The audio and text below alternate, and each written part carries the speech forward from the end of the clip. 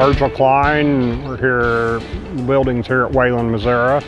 Been all over the country here, the lower 48 and stuff, and this is home, so Class 8 truck repair business is what we're doing.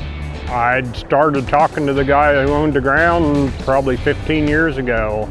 We started out with the initial 80 by 120. Then my brother, he got involved in it, and we just added on the other ones. We both had our ideas, and we kind of put it together. And we got the doors from Doors and More out of Quincy, Illinois. We had a couple local contractors here that helped us put it up and stuff. Worked with the engineers, Great Western. They did a good job. I worked with Haven, getting the colors, and we basically added onto the building, the lean-tos onto the building, so wanted to color match what was available here in this area as far as tin work and stuff. So